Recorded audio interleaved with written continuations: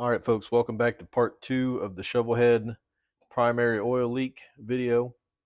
I think where we ended the last video, we took everything apart. We're going to get everything cleaned up, and then here in part 2, we're going to put stuff back together. So I ran these through the parts washer, got a lot of the old nasty oil and dirt and stuff that was on them off, and found a couple reasons or places that I think it may have been leaking. One of them was right here on this starter adapter. I had a big burr sticking up right back here. Kind of looked like where something hit the metal and kind of just drove up a, I don't know what you'd call it, a burr or something right there, whatever you'd call it. Another thing is this adapter was put together like this, and you can see right here, there's a hole that oil could leak out of because that sits like that where this is facing down. And it wouldn't be a lot, but any oil that got splashed up in here around the starter shaft would come out that hole right there and leak out. It did, if you remember part 1 of the video, it had a bunch of RTV slathered around there. So I would say that was a good place for it to leak, or a good chance of something leaking right there. I've also taken the vents and the plugs. This came from the factory as a setup where the engine oil came through various hoses here on the primary and oiled the primary chain, and then returned back out of down here back to the oil tank. Someone in the past has converted it over to where the primary has its own oil supply. You put primary fluid or gear oil or engine oil, whatever you want to put, whatever your particular flavor is. You put that in the primary, and the primary itself is a sealed unit. So I've went through and replaced the vacuum cap blocking off the old oil feed here, the vent tube, and the hole for the return back to the tank. I've sealed those with new thread tape, cleaned everything up, all that kind of thing. So those are done. I've got the burrs off. Don't really know what I'm going to do about this yet. I think you could probably leave this plate out, the spacer. I mean, it's pretty thin. It's, I don't know, 40, 50 thousandths thick maybe. Everything with the starter drive gear looks like it would have plenty of room to not have that shim in there. So I think that's what I'm going to do. It will definitely seal a lot better right in this area. We'll eliminate that leak. This isn't all that hard to get off, even after you've got the primary and starter and everything back in the bike. If we did have to take this, well, actually, all you'd have to take off is no, you'd have to take this off. We'd have to take the starter off and this piece off of the primary. We could add that shim back in and figure out what we're going to do about this, but I don't think we need it in the first place. The book doesn't say anything about it, so we're going to see what we can do with that. Here on the primary cover, I saved one of these burrs that I was talking about right here.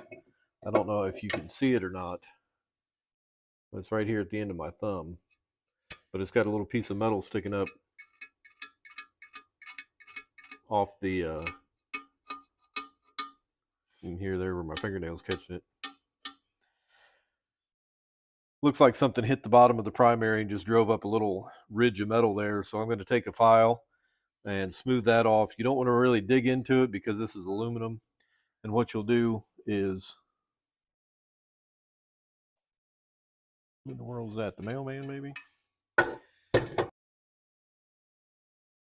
All right, so that was the mailman outside. Our gasket kit just showed up, so that's nice.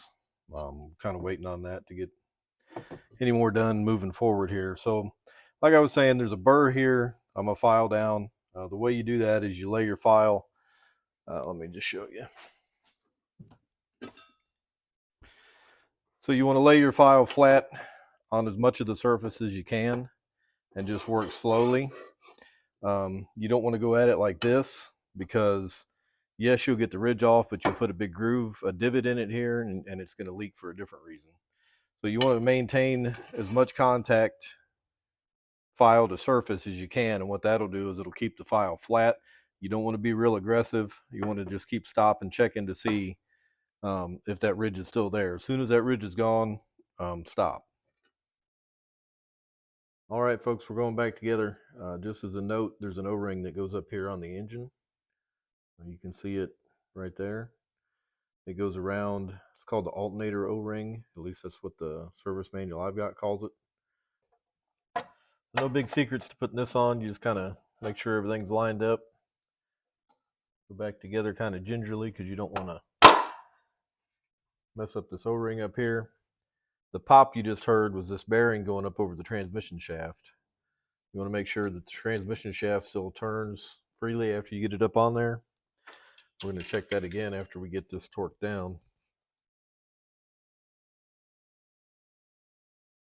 Let's see, should I put some Loctite? I should probably put some Loctite, shouldn't I? This thing shakes like a kitten trying to poop a peach seed anyway, so.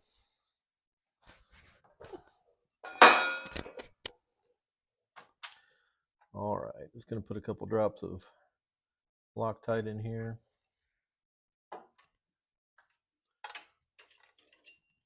This orange Loctite, I just recently found it at the parts store. It's supposed to be high strength but removable, easily removable.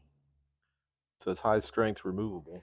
It's just orange Threadlocker, same brand as the red stuff and the blue stuff. All right, so the manual says to torque down these two nuts here in the center first, 18 to 22. This extension will lower the torque a little bit as far as compared to what we got the tool set to. So I'm going on the high side. I've got it set to 22. And I figure that if we lose a couple foot-pounds because we're using an extension, we'll still be within spec anyway.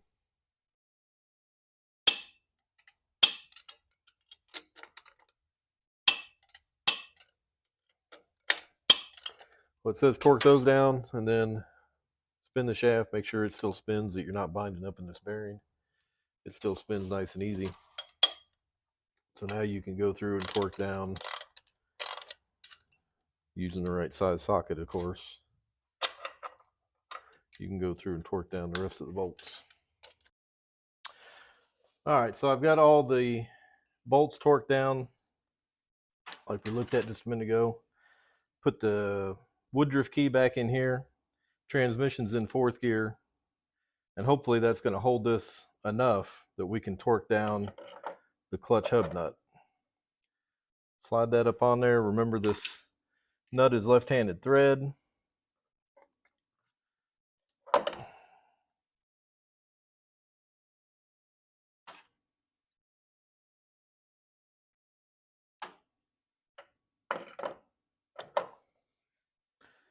Remember, this nut is left-handed thread, which means you got to go lefty-tighty instead of righty-tighty.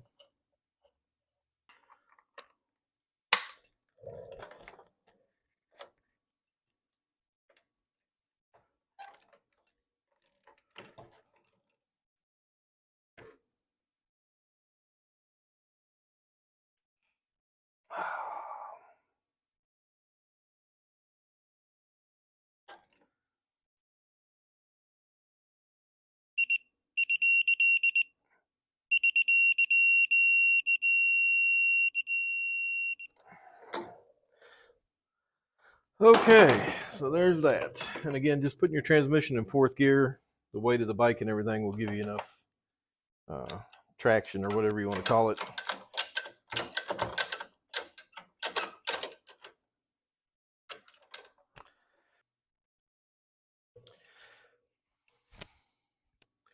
All right, so next I'm going to put the clutch on, drape the primary chain over the back of the clutch here while I can. I'm just going to lay it up here in the case for the moment.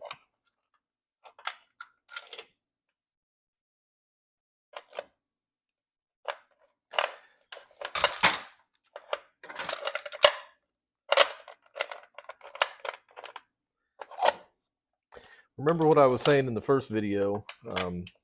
You want to make sure you put the primary chain back in the same, so it's turning in the same direction that it was when it came out of the case. You can mark it ahead of time with a paint marker. Just put a dot out here or lay it somewhere where you know which way it was facing. Whatever you need to do to make sure it stays in the right direction. So now that I got that on there, I'm going to start putting the compensator back in. I'm not going to put the pressure plate and stuff back on yet. Just kind of leave that sitting right there.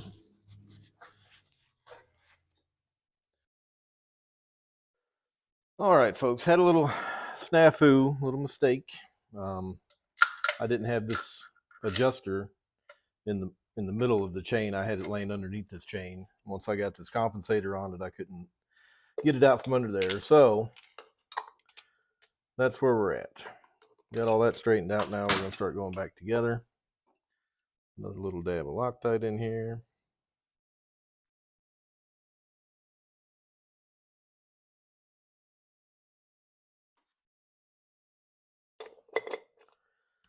Man, it's like amateur hour around here. I don't know what's going on.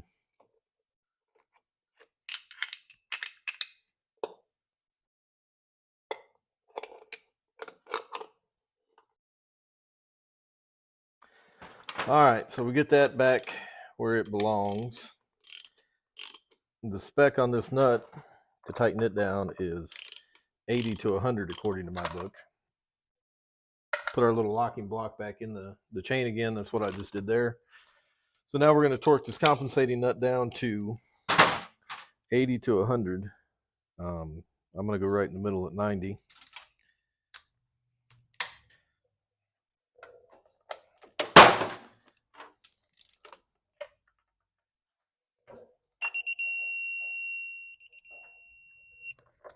All right, so there's that.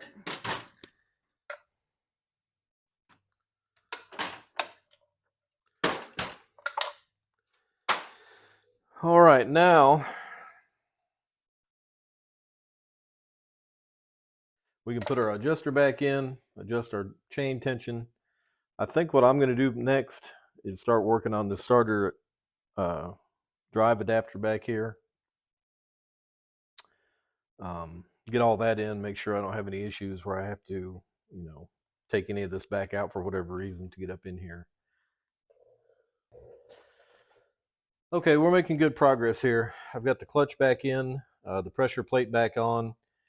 There's a spec to know where to set these nuts, okay? There's a spec of a distance between here and the back of this plate. And on this particular bike, 26.2 millimeters is what the spec is. So what I've done is I've taken my digital caliper and I've gone around and measured that distance as best I can. And just tightened each one of these nuts down as I go around, or loosened it, whatever it takes, until I've got that same measurement all the way around. And what that tells me then, at least in my mind, what that's telling me is that this plate is uniform all the way around as far as tightness. It's not tighter in one particular area or another because the distance is the same. So it should have the same tension on all the springs, which is going to push square on the clutch plates and should help. The closer you can get that measurement, I feel like, the better your clutch will be as far as disengaging, finding neutral, when the bike's idling, if you pop it into first gear, it doesn't lurch forward and try and stall. Having these uneven and an uneven pressure on the disc can make the clutch drag like that. So I've got that all back together. I've got the starter drive in. Still got to put the starter in on the other side. I've got the compensator nut torqued down. Can't think of my words today. So now I can go ahead and take this special tool washer out of here. We can adjust the clutch. We can adjust our primary drive chain. And that should be about it under here. At that point, I'm probably going to go around and put the starter in, the battery back in, that kind of stuff. Make sure we got our starter solenoid we can put back in too. All right, folks, so we're making progress. We've got the clutch assembly all put back together and adjusted. We've got the primary chain adjuster adjusted where we want it. Everything's torqued down. We got the starter solenoid back in. We've got the starter drive shaft back in. So everything, as far as I can tell here, everything's back together and adjusted and tightened down in the way it should be. We just got to put the primary cover back on. We've still got to put the starter back in the bike, fill it up with oil, and then it'll be out to test ride and see if we've got the leaks taken care of. I think we should, between the O-ring for the up here around the engine and the gap that we saw in the starter drive adapter, I'm pretty confident that we've got everything sealed up better than it was, if nothing else. All right, we're to that point where we can put some oil in the primary. See what happens.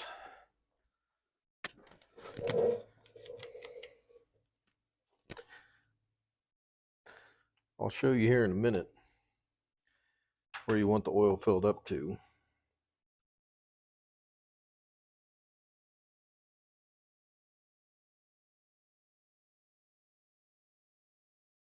Put about half this quart in or so, 3/4. Let everything kind of settle and we'll see where we're at. So as far as how much oil should be in the primary, with the bike sitting straight up and down like it is now, you want it basically right there where it's at.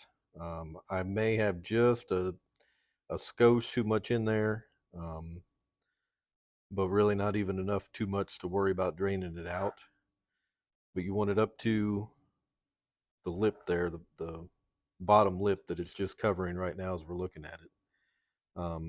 Putting it up too much farther than that, you're going to have trouble with the clutch dragging. Hard to find neutral. Wants to creep when it's in gear and you've got the clutch pulled in, things like that. So that's where I'm going to leave the oil level. Like I said, it's not even too high, too high to worry about draining some of it out of there. So that's where I'm going to leave it. I'm going to put the derby cover back on, get the battery back in it, and we'll be ready to start it. See what happens here. We got all the tools put away, but we'll see.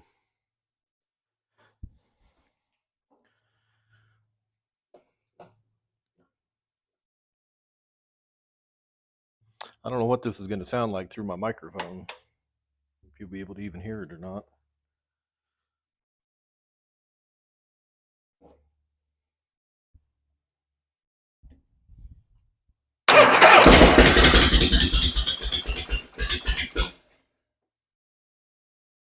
Not bad, not bad. So far, so good.